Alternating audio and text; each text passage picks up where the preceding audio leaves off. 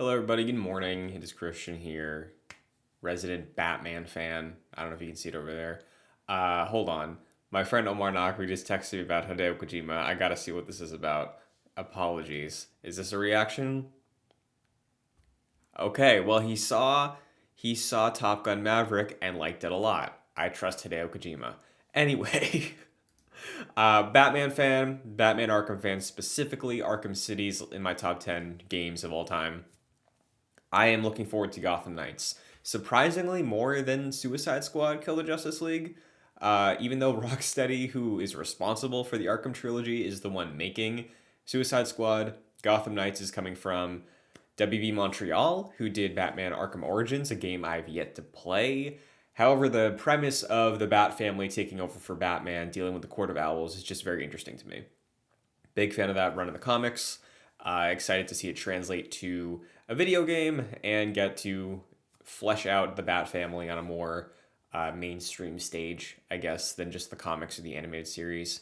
So I'm looking forward to it. And this morning we got another gameplay update. The first gameplay we saw was when it was revealed, I think 2 years ago.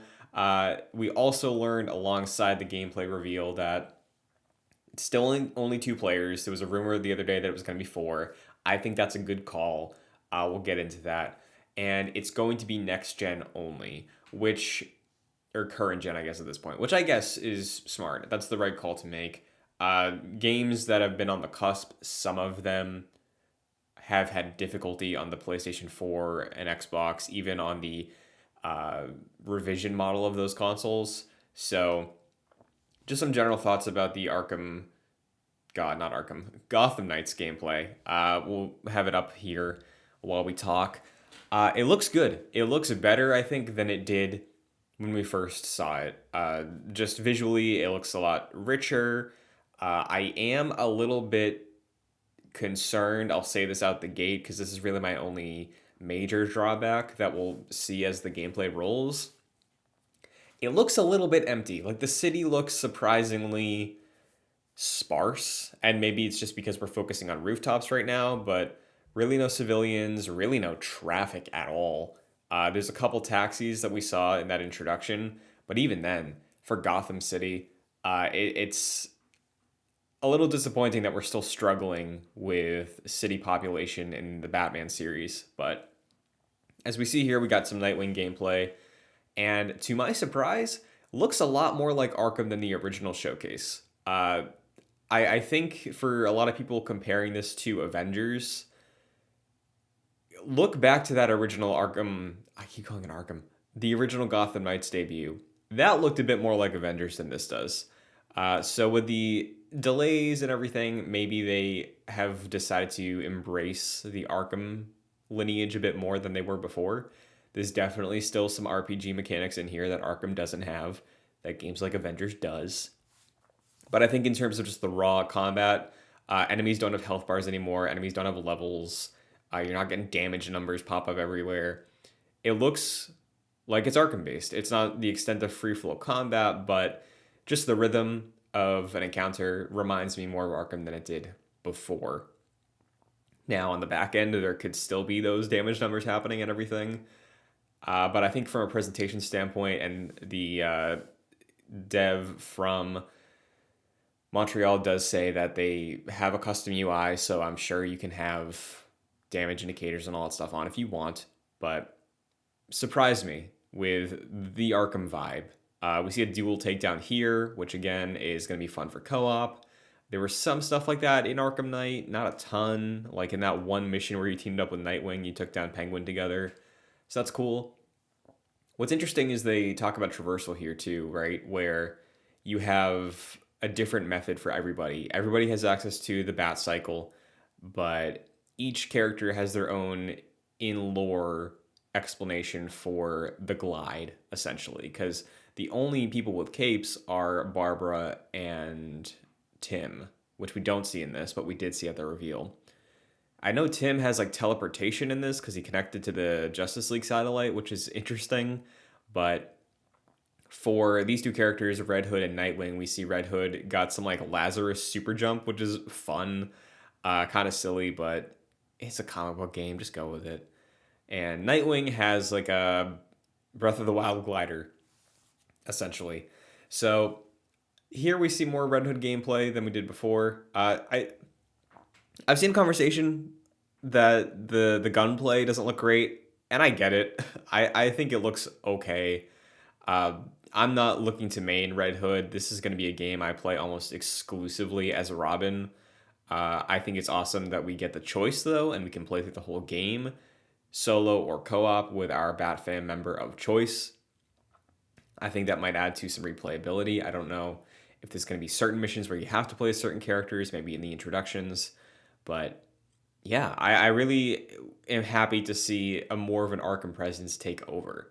That being said, we have a base of operation here, and this is where maybe I could see the Avengers comparisons take a bit more hold over the game, where you have a map, you have a base of operations. A benefit here is it looks like you just have the entirety of Gotham City to go out and explore and free roam and deal with random crimes the way you do in a game like Arkham Knight or Spider-Man, which is nice. It's great to have that as an option in the game. But here we see the controversial moment. We'll pause here real quick. Gear. Gear. And of course, we do see a level, we see experience, a shield number I didn't notice the first time.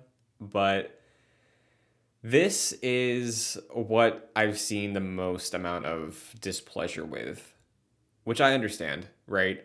The Arkham games don't have gear. We don't need gear in an Arkham game. But this isn't an Arkham game, to be fair.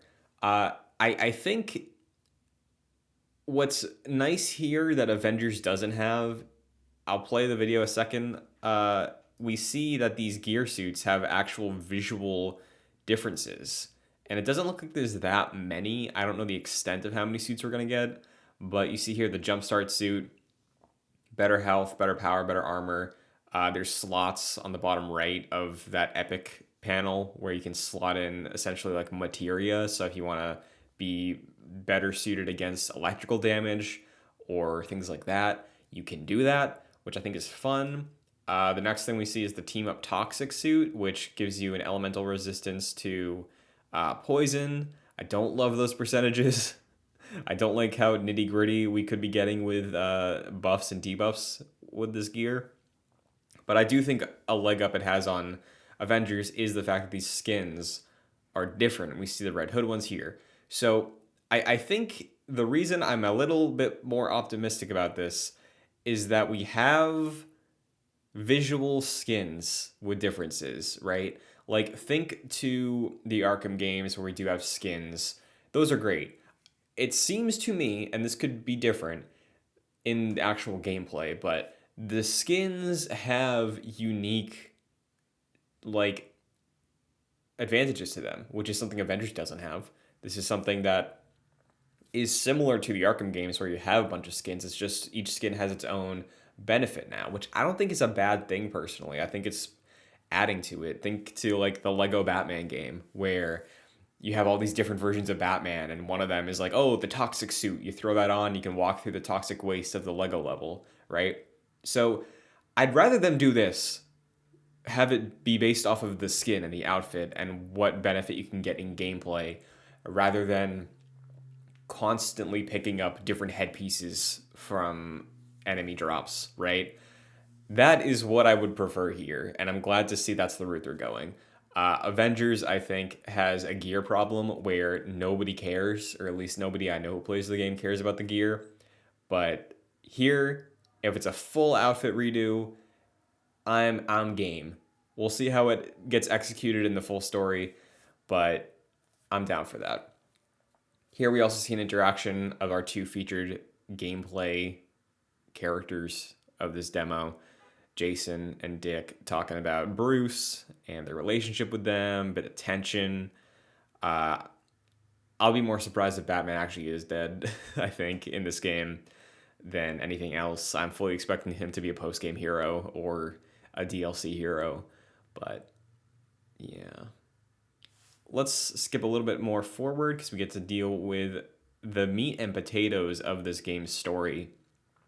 Here we see Nightwing in a different outfit. He's got the mullet in this one, which is fun. They're showcasing fast travel. But let's skip on over to this mission, which introduces us to stealth, which again reminds me a lot more of Arkham than I felt yesterday. We get to see stealth takedowns. The game showcases like a fancy flippy dippy takedown, which if you've played Arkham games before, you can do your stealth takedown, or you can do the instant takedown that makes a lot of sound and alerts people to you. We get that on display here from Nightwing.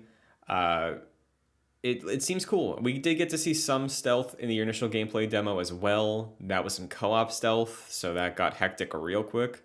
But it is nice to see that stealth can be a viable option for presumably a whole level, right? Like it was in the Arkham games. Instead of you get one or two down and then you gotta melee a bunch of people, similar to a game like Assassin's Creed Odyssey, which I do like, but I think you can also see the influence of the RPG mechanics in that game that was a stealth series evolved to that. Detective mode is back. Surprise, surprise. Here's that room I was talking about with just melee. Let's skip on down to the Court of Owls. Let's talk about this Jason Todd gameplay. Again, I think the gunplay of Jason Todd is fine. It's not how I want to play this game. Presumably, he's the only character that deals with range this much because we haven't seen it from Barbara, Robin, or Dick's perspective in this gameplay. But Titan enemies, there we go. And that's really the gist of everything we learned out of the gameplay, right? Again, I'll reiterate, I'm glad they're sticking to 2-player co-op. I think 4 players gets a bit too hectic when it comes to balancing, and they are being very vocal that this is a game you can play solo entirely if you want to. I think 4 players just adds on layers to how's the balance work. These levels feel empty if you're playing it solo because there's not as many people. Because I'm not a developer, but I imagine similar to Avengers, which is designed for 4 players as an option, you have to design for the highest level of player count. So if you design maps, encounters for 4 players and then just scale back, the single player experience isn't going to be as great, you know?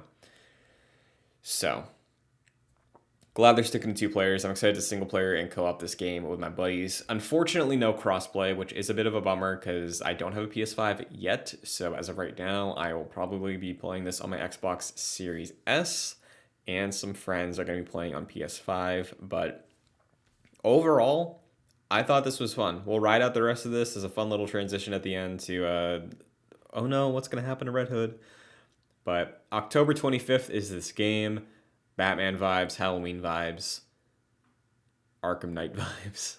But yeah, I like what we saw here. Court of Owls is a really cool story. I'm excited to see the puzzles and labyrinths and all that stuff that we get to explore as the game gets closer to launch.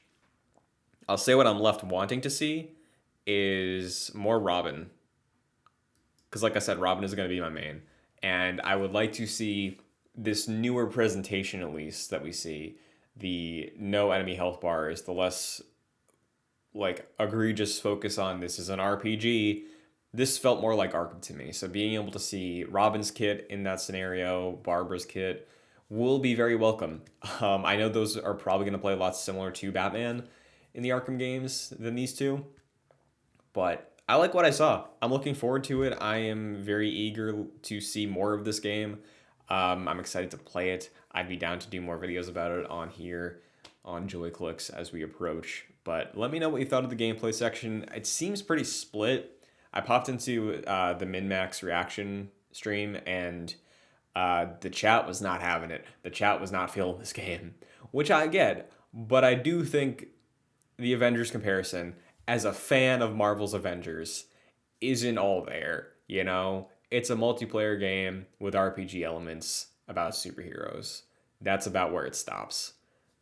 That can apply to a laundry list of other games. So I'm still hopeful for this game. I'm glad to see Arkham have a bit more of a presence in the showcase, and as we approach, hopefully we'll see even more. But that's it.